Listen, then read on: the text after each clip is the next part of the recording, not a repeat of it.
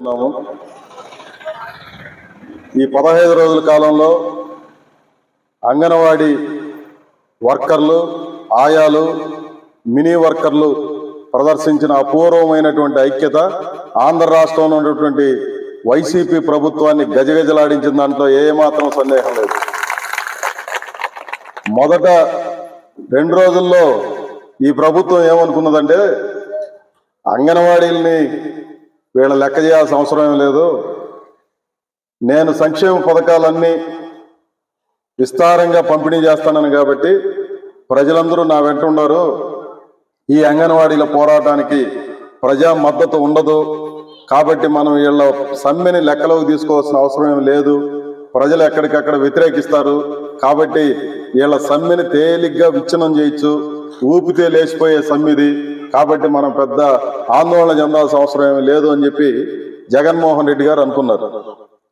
కానీ వాళ్ళు గమనించిన విషయం ఏంటంటే అంగన్వాడీలు దాదాపు ఈ 4.5 సంవత్సరాల కాలంలో అనేక పోరాటాలు చేయడంతో పాటు ఈ సంవత్సర కాలంలో కంటిన్యూస్గా లబ్ధిదారులకి అందరికీ విషయాలు చెప్పడం, అదే మాదిరి కలెక్టర్ కార్యాలయాల దగ్గర పోరాటాన్ని ఉధృతంగా నడపడం, దశల వారీ పోరాటాలు, రోజువారీ పోరాటాలు, గంటల వారీ పోరాటాలు, కరపత్రాలు విస్తారంగా పంపిణీ చేయడం, తాము చేస్తున్నది న్యాయమైందా కాదా అని చెప్పి ప్రజల దగ్గరికి తీసుకొని పోవడం, ప్రతి నిత్యం చర్చనీయాంశం చేయడం, ప్రభుత్వం దానికి ఉలుకు పలుకు లేకుండా ఉండడం, ఈ కారణాలన్నింటి రీత్యా ప్రజల అభిమానాన్ని ఈ అంగన్వాడీ ఉద్యమం ఎప్పుడో చూరగొనింది. ఇప్పుడు మళ్ళా ప్రత్యేకంగా చూరగొనాల్సిన అవసరం లేదు. ఈ విషయాన్ని ఈ ప్రభుత్వం గమనించకపోగా 2-3 రోజులకి ఏమని అనుకున్నారంటే మొదట చీఫ్ సెక్రటరీ 8వ తారీఖు మన సమ్మె ప్రారంభించాల్సి ఉంటే 8వ తారీఖున చీఫ్ సెక్రటరీ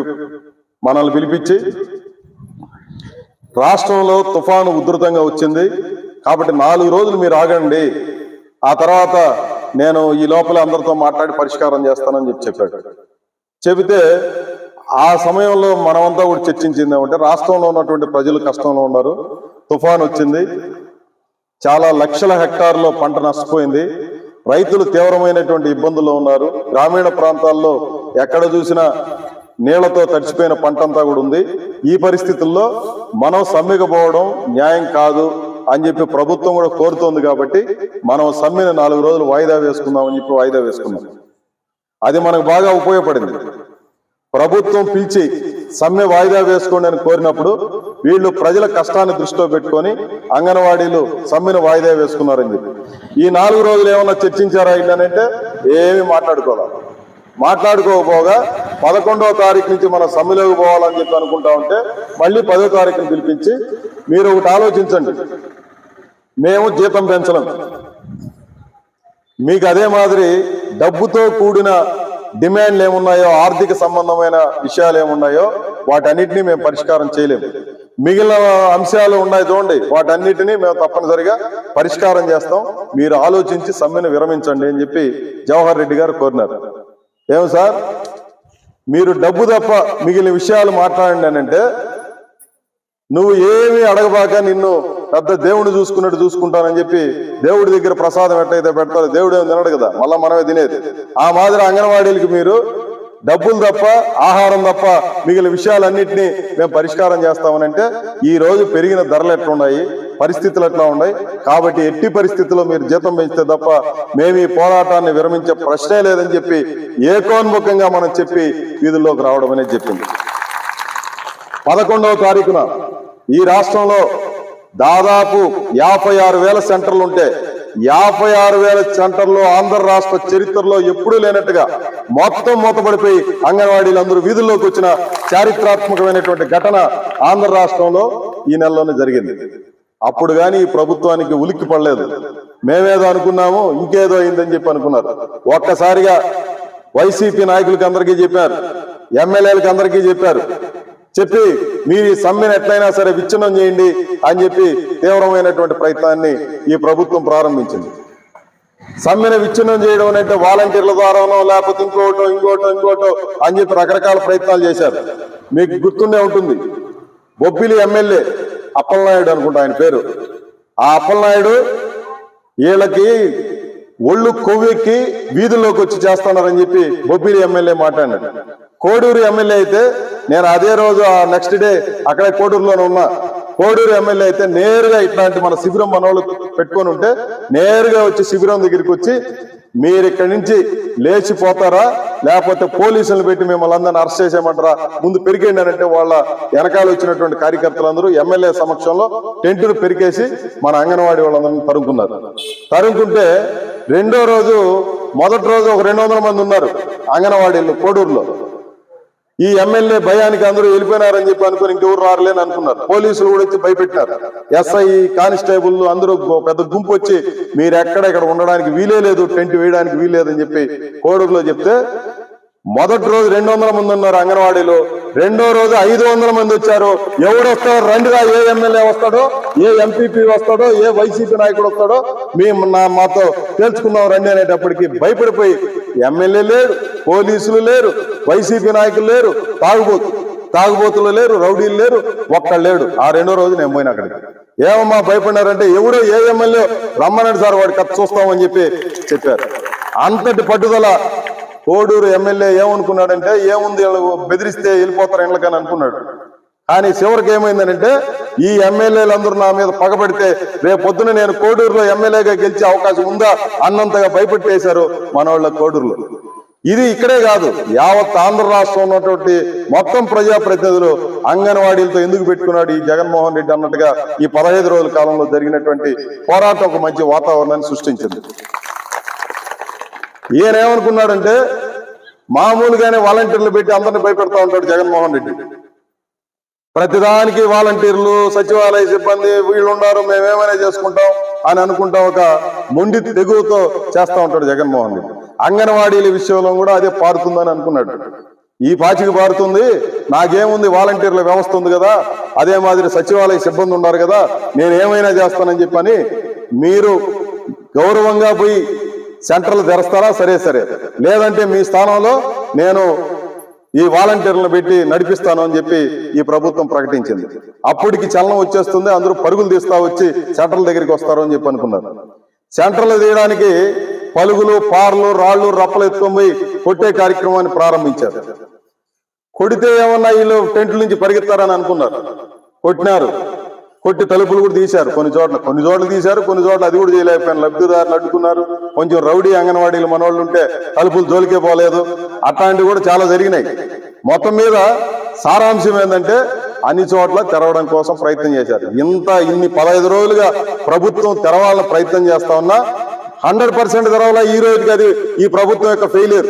100% అంగన్వాడీ సెంటర్ని తెరవలేకపోయింది, తలుపులు తెరవలేకపోయింది. సరే తలుపులు తెరిచారు. తలుపులు తెరిచిన చోట ఏమైనా సక్సెస్ఫుల్ గా పిల్లకాయలు కూర్చొని ఏమన్నా చేయగలిగినారంటే లబ్ధిదారులందరూ మా అంగన్వాడీ టీచర్ వచ్చేదాకా, మా ఆయా వచ్చేదాకా మా పిల్లల్ని పంపించమని చెప్పి వాళ్ళు ఆటం వేసుకొని కూర్చున్నారు. ఇంతటి ఐక్యత, ప్రజా మద్దతు జగన్మోహన్ రెడ్డి ఊహించాల. ఏమనుకున్నాడు, ఈ వాలంటీర్లు పోయి సచివాలయ సిబ్బంది పోయి ఏమో చేస్తారనుకున్నారు. ఏమి చేశారు, ఒకడు ఉయ్యాలు ఊగినాడు, ఒకడు వచ్చి బ్యాట్ తో ఆడినాడు, ఇంకొకడు వచ్చి ఆ బిడ్డను ఎత్తుకోలేక వాడి బాధ వర్ణనాతీతంగా ఉంది. చాక్లెట్ ఇస్తాడు, ఏమేమి ఇస్తాడు, ఆ పిల్ల మాత్రం ఏడుపు మానేటట్లే. మా ఆయా వచ్చి ఏడుపు మానిపిస్తేనే మాంతానన్నట్టుగా ఏడుస్తా ఉంది. చివరికి తెలిసిందేమంటే అతనికి పెళ్లి కూడా కాలేదు, బిడ్డలు ఎత్తుకునేది కూడా తెలియదు అని చెప్పి చెప్తా ఉన్నారు. ఇట్లాంటివి అనేకం మనం చూస్తుంది. ఇట్లాంటి వేషాలు, ఇట్లాంటి బాధలు కొంతమంది ఈ పరిస్థితి అంతా గమనించి వాళ్ళ యూనియన్ ప్రకటించింది.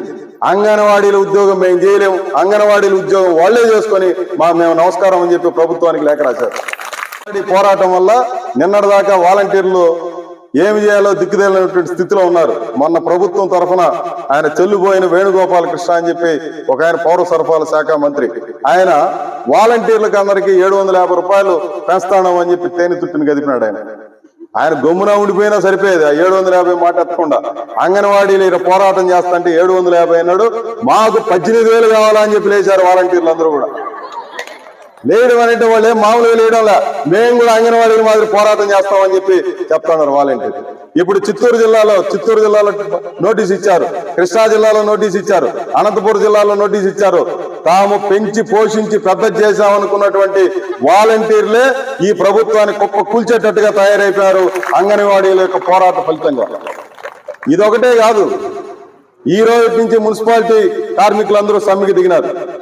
ఈ సమ్మె కూడా మామూలుగా ఏం జరగడం లేదు. 127 మున్సిపాలిటీలు ఉంటే 123 మున్సిపాలిటీల్లో దాదాపు ఒక 10 మున్సిపాలిటీలు తప్ప దాదాపు 110 నుంచి 115 మున్సిపాలిటీల్లో ఉధృతమైనటువంటి సమ్మె జరుగుతూ ఉంది. మన తిరుపతి జిల్లాలో తిరుపతిలో తప్ప మిగిలిన అన్ని మున్సిపాలిటీల్లో సమ్మె జరుగుతూ ఉంది. ఏ స్థాయిలో జరుగుతూ ఉందనంటే మాకు సమాన పనికి సమాన వేతనం ఇచ్చేదాకా మేము ఈ సమ్మెను విరమించమని చెప్పి పెద్ద ఎత్తున పోరాటం చేస్తా ఉన్నాం. ఆదిమూలం సురేష్ మంత్రి, మున్సిపల్ మంత్రి, ఆయన్ని ఉరుకులు పరుగుల మీద నువ్వు పోయి వాళ్ళతో మాట్లాడు, ఇది అంటుకునేస్తుంది అని చెప్పి ప్రభుత్వం ఈరోజు ఈ పక్క ఆ పక్క విపరీతంగా పరిగెడతా ఉంది. నిన్న ఒక వైసీపీ నాయకుడు నాతో మాట్లాడాడు, రేపు ఎమ్మెల్యేగా పోటీ చేస్తాడు. ఊరికే ఉండకుండా తేనె తుట్టుని కదిపినట్టు అయిందినా, అంగన్వాడీలతో పెట్టుకుని ఊర్లో నిద్రపోయే మనుషులందరినీ లేపేశారు. ఈ అంగన్వాడీ వాళ్ళు రచ్చగా ఉంది రాష్ట్రం అంతా. ఈ జగన్మోహన్ రెడ్డి తలపోయి తాకట్టు పెట్టినా ఈ సమస్యలు ఏం పరిష్కారం అయ్యేటట్లేదు.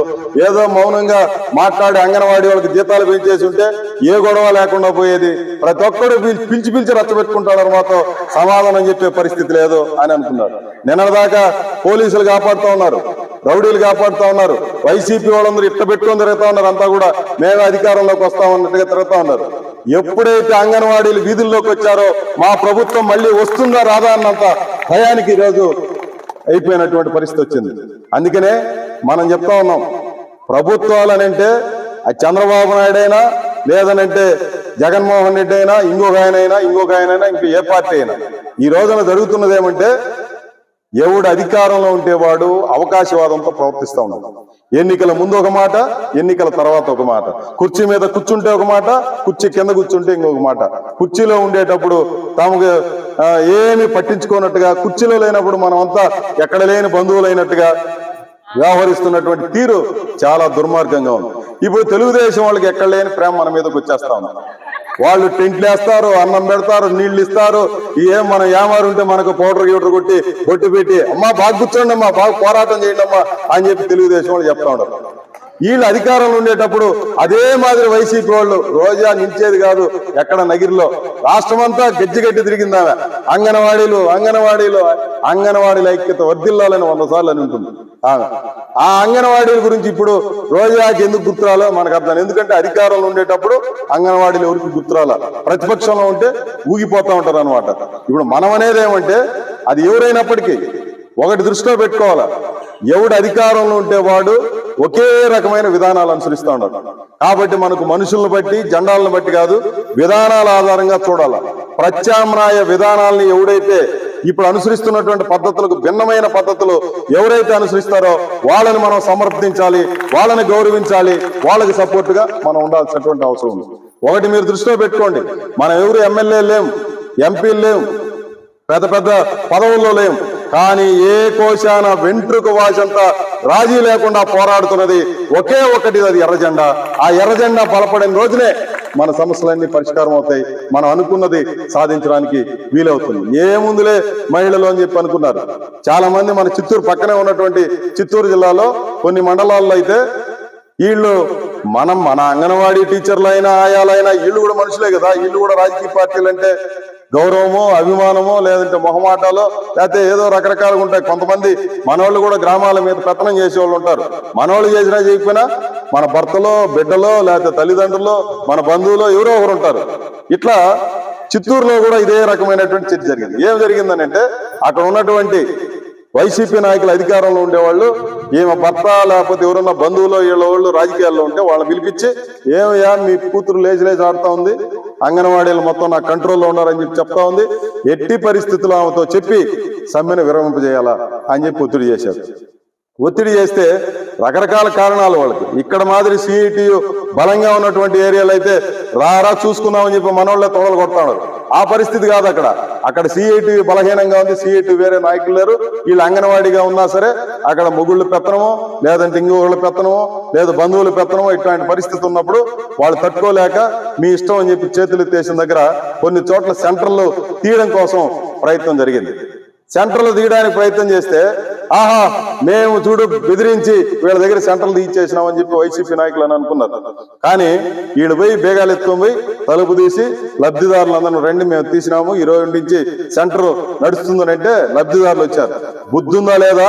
అంగన్వాడీలు పోరాటం చేస్తాంటే సెంటర్ తీసేదానికి వచ్చినావు, పోయి ఆడ పోయి టెంట్లో కూర్చోని చెప్పి లబ్ధిదారులు తరుముకొని పంపించారు. ఇట్లా ఉంది ప్రజా మద్దతు. నేను అందుకనే ప్రజలు ఈ సమ్మెను ఆహ్వానిస్తా ఉన్నారు. మామూలుగా 5 నిమిషాలు తట్టుకోలేరు ఎవరు. పోరాడుతూ ఉంటే రాస్తారోకో చేస్తే ఏంది రాస్తారోకో, పెట్రోల్ అంటారు, డీజిల్ అంటారు, ఇది అంటారు, అది అంటారు.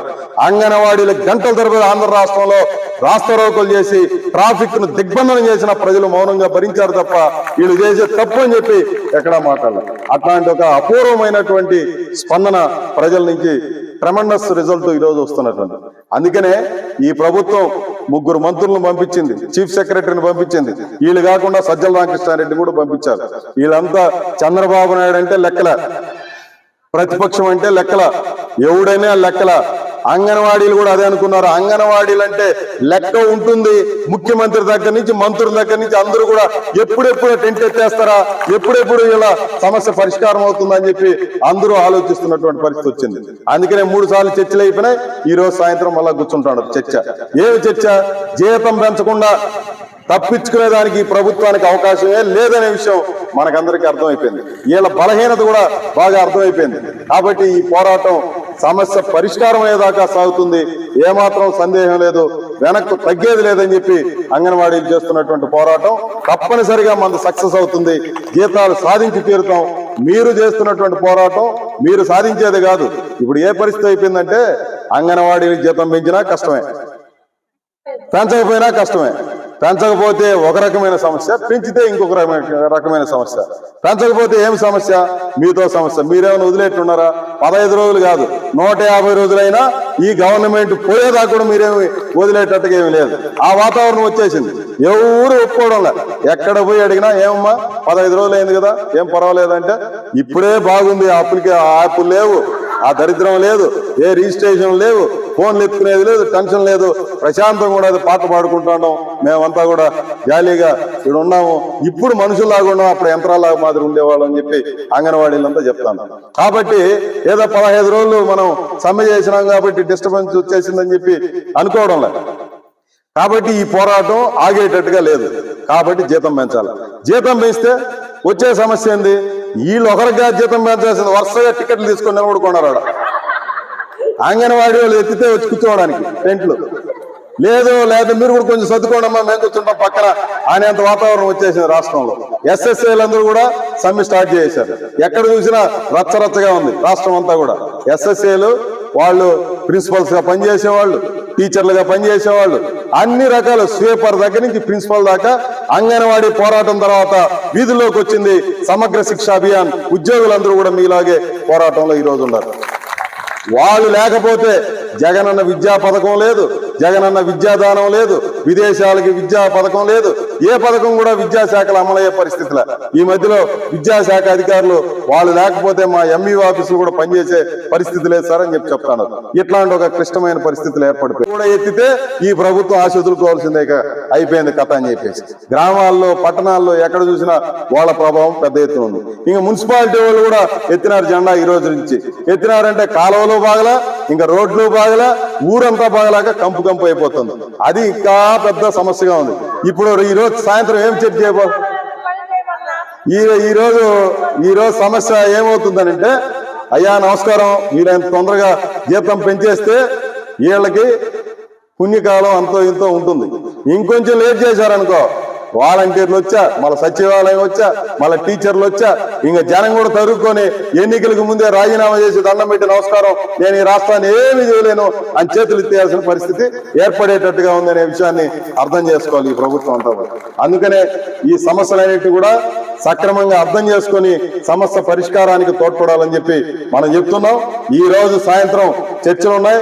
ఈ చర్చల్లోనైనా సమస్య పరిష్కారానికి చేయాలి తప్ప డ్రామాలు ఆడితే మాత్రం ఆంధ్ర రాష్ట్రంలో గతంలో ఎట్టయితే చంద్రబాబు నాయుడు దెబ్బతిన్నాడో అంతకు 10 రెట్లు ఎక్కువ జగన్మోహన్ రెడ్డి దెబ్బతింటాడనే విషయాన్ని మనం చెప్తున్నాం. కాబట్టి రేణిగుంటలో మీరందరూ కూడా అపూర్వమైనటువంటి ఐక్యతని మన వాళ్ళందరూ ప్రదర్శించారు. చాలా గొప్పగా చేస్తున్నారు. మీరు జిల్లాలో చాలా ట్రెమెండస్ గా ఇక్కడ ఉన్నటువంటి మీరు అందరూ పోరాడుతున్నారు. మీకు అందరికీ ప్రత్యేకంగా అభినందనలు తెలియజేయడానికి నేను ఇక్కడికి రావడం జరిగింది. మీకు అందరికీ మీ పోరాటం సక్సెస్ అవుతుంది. మన ఎర్ర జెండా మీకు అండగా ఉంటుంది. అన్ని రకాలుగా మీరు విజయం సాధిస్తారని చెప్పి నేను ఆశిస్తూ మీరు ఇచ్చిన ఈ అవకాశానికి ధన్యవాదాలు. సెలవు. నమస్కారం మిత్రులు. మీరెవరు మాట్లాడతారా? ఏమన్నా మాడతావా?